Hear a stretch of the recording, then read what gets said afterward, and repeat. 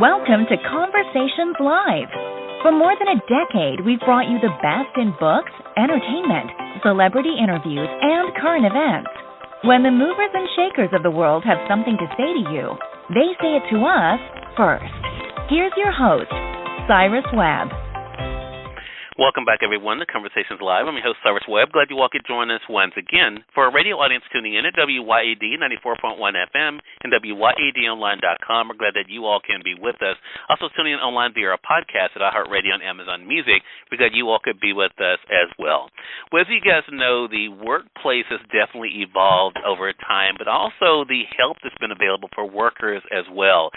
A brand new book that's out this week takes a look at the change, especially when it comes to labor, but also how we can be able to see what has benefited others, but also what still needs to be done. We're excited to welcome to our broadcast today J. Albert Mann. Her new book is called Shift Happens, The History of Labor in the United States. We're going to talk to Jen not only about the writing and research for the book, but also what it's been like for her to see the evolution of labor in this country, but also what she hopes readers take away from it as well. Jen, thank you again for the time. Really appreciate it.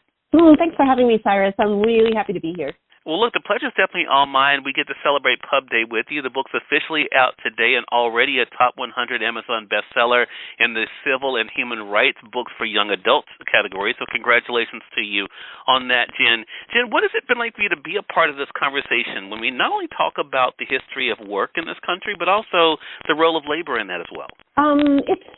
It's phenomenal. I think that labor is it's what moves and shakes this country. The working class are the people who built this country, and I think Shift Happens really gives the story of the working class. So not just the labor movement, but all of the working class. But of course, the labor movement and unions are the beating heart of the working class, and it's a fantastic story. It really is. I begin the book in 1492 when Columbus lands in the Bahamas, and I go all the way through. Until the United Auto Workers stand up in 2023, and it's there's so many amazing stories in between. Well, Jen, I had a chance, of course, to be able to read the book ahead of this conversation, which I'm grateful about. But I want to say this and congratulate you on the fact that not only is the book informative, it doesn't take the reader, I think, too much to get involved in it. And what I mean by that is you've wrote it in such a way that it really is engaging for all ages. But how difficult was that? Because it is a serious topic, right, that we're talking about when it comes to dealing with injustice, dealing with change, dealing with discrimination. But you've been able to do this in a way that young people can read this and get something from it, but also as adults. What was it like for you to balance the information, but also keeping it engaging as you're writing it? I think the challenge for me was I've always been interested in labor history, and some of these folks in the book are my biggest heroes. Eugene V. Debs is just a huge hero of mine. And so when I read about labor, and I did read about labor often, is almost all of the books were, of course, scholarly works, which makes sense. And they would take on like pieces of labor. So they would do like a deep dive into, say, the first Red Scare or the second Red Scare, or a deep dive into the Pullman strike, or, none of them would be like take this overview. There's just a couple of scholars who took that on, and that was Philip Fauner was one, but mostly it was these spotlights on different aspects. And I think what I wanted to do was I wanted to make this story accessible to everyone, especially young people, because I believe in civic competence, and I believe that young people are really engaged and interested in their democracy, and they need to know this history, and most of them will be joining the working class. So it really is their story. And I wanted to do it in a contextualized way, so that they weren't just reading about the Pullman strike or the Triangle Shirtwaist Factory fire, but they were reading what it is to be a working class human in America all the way through our history, and all the different things that have affected us, and all the different struggles that we've been up against. Jen, one of the things I thought was interesting was Section 5 of the book because it seems to be something I think a lot of people can relate to, right? Thinking about the chapters there, Chapter 38, Profit Over People, the battle of the overpass. In Chapter 42, what was it like for you to see how that old adage that we've all heard, the more things change, the more they stay the same, has really happened in the history of this country when it comes to work and labor?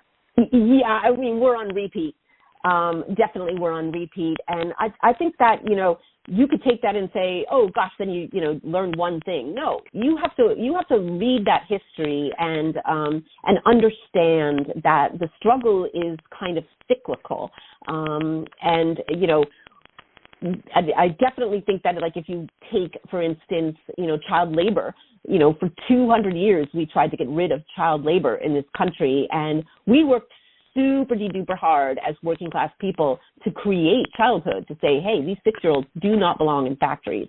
And then, of course, now we see that it's a new cycle, and across the United States today, states are dropping the age in which children can work. So they're increasing the hours that children can work, and they're also saying that they can work in different dangerous jobs that we have said in the past, oh, they don't belong there. And now they can be back up on top of a roof, roofing 11 stories up. So I think it's definitely a cyclical story. Yeah, it's one of those big things. So I have to ask you then, spending so much time as I know you did in writing this book, Jen, and doing the research, and then, of course, now presenting it to us, talk to us about surprises. What were some of the things that surprised you as you were doing the research and thinking about this topic? I think the biggest thing that surprised me was kind of what I just touched on a little bit, which was safety. We so often today we do go to our jobs and we don't expect to die. And for many, many, many years, workers just went to work and died. They weren't really thought about. And now, at least, I say corporations attempt to hide the fact that they are killing us maybe for profit. Like I know the story in West Virginia with DuPont. It's a pretty recent story that they knew that their workers were, they were giving them cancer. But in the past, it was so out in the open. One of the statistics I bumped into that was shocking to me was that in 1904, in New York City alone, 27,000 workers died. And that's not, they didn't get hurt. They didn't, have their fingers, snapped off in a machine. No, 27,000 people died. So I think safety was one of the most shocking things. And, to learn just how negligible a workplace was. Right. Well, this is such an important conversation, Jen, and I'm so glad we have your book to not only to be able to explain it and discuss it with children, but also to help us adults. I learned so much in this book I didn't know, and I think that is what a lot of people will take away from it, which is why I'm so glad it's getting the attention that it is. Again, everyone, J. Albert Mann is our guest. Shift Happens is the new book out now. You can get it through our friends at Amazon.com or your favorite local bookstore. If they don't have it, I know they'd be more than happy to order it for you. The History of Labor in the United States. Jen, let our audience know, how can they stay connected with you and continue the conversation? Yes, and I'm going to just add that also, remember that your public library. My book is in the public library, and I would just offer that up. Go and take out the book from the library. Go visit your library. And how can you get in touch with me? My website, jalbertmann.com, and I'm pretty active on social media, but most active, I would say, on Instagram, where you can find me at jalbertmann. All right. Well, Jen, congratulations to you again. The hard work is definitely worth it. The book is amazing. And looking forward to our next chat together, okay? Thanks, Iris. I hope you have a great day. Thanks to you as well. And we thank your audience for tuning in to another great segment of Conversations Live. Until next time, I'm your host, Cyrus Webb, saying as always, enjoy your day, enjoy your life, enjoy your world. Thank you all for choosing Conversations Live. Now let's go make today amazing. Take care.